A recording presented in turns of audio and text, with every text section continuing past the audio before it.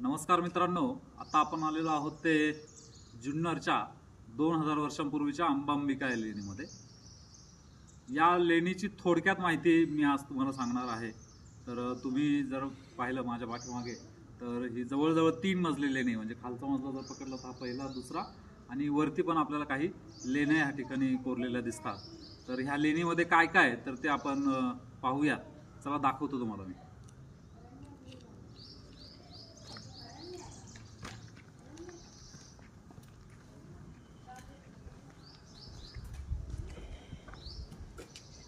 चैत्यगृहाच्या ठिकाणी मी आता घेऊन आलेलो आहे तुम्हाला. आणि जे चैत्य गवक्ष जर व्यवस्थित जर पाहिलं तर जे पिंपळाच्या पानाचा आकार आहे, तर त्या आकाराचं चैत्य गवक्ष आपल्याला या ठिकाणी दिसतंय.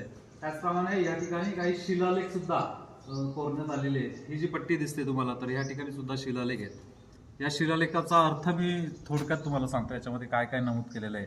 तर ह्या डोंगराचं आजचं नाव मानमोड आहे, परंतु 2000 वर्षांपूर्वी या शिलालेखामध्ये या डोंगराला मानमुकुड पवते म्हणून याचा उल्लेख आलेला आहे.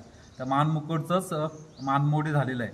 त्याचप्रमाणे या ठिकाणी राहणारा भिक्खू संघ आहे तो अपराजिते, अपायोगिके असे जे वेगवेगळे सेक्ट आहेत बुद्धिझममधले, तर त्या सेक्टमधले हे भिक्खू या ठिकाणी वास्तव्य करतायत. आणि या भिक्खूंसाठी गावांची नावं या जुन्नरमध्ये आलेली आहेत. त्यात पुवांदे, किसिरवलवा, त्यानंतर मडताल, त्याचप्रमाणे आपलं जळवंडी हे जे गाव आहे, तर ह्या वेगवेगळ्या प्रकारच्या गावांची नावं आलेली आहेत. आणि ह्या गावांमध्ये भिक्खूंना जमिनी दान दिलेल्या आहेत. ते जमिनी मोजण्यासाठी निवर्तनं हे मापक वापरलेलं आहे. आणि त्या जमिनीमध्ये आबा म्हणजे आंबाच, त्याचप्रमाणे जांभूळ अशी वेगवेगळ्या प्रकारची झाडं त्या ठिकाणी आहेत. आणि त्या जमिनीतून जे उत्पन्न येईल ते सर्वचे सर्व उत्पन्न हे येथील भिक्खू संघासाठी वापरायचं आहे, असा हा शिलालेख आपल्याला सांगतो. त्याचप्रमाणे हे दान देणारे कोण आहेत, तर सामान्य लोक आहेत.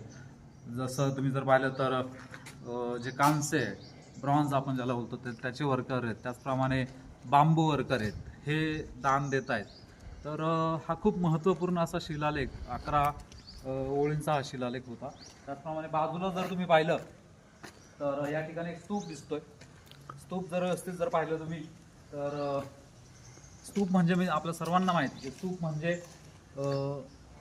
बुद्धांचं प्रतीक आहे. ज्यात आपल्याला छत्रावलीवरती दिसतंय. त्याचप्रमाणे हरमिकेचा भाग थोडा तुटलेला आहे, त्यातून अंड्याचा भाग दिसतो, वेदिकपट्टीचा भाग दिसतो, आणि मेधीचा आणि जोतं सुद्धा आपल्याला या ठिकाणी दिसतंय. परिपूर्ण असा स्तूप आहे. हा स्तूप येथे कोरण्यामागचं कारण होतं की याच्या पलीकडे जो चैत्यगृह दाखवला, तर तो अनफिनिश चैत्य आहे.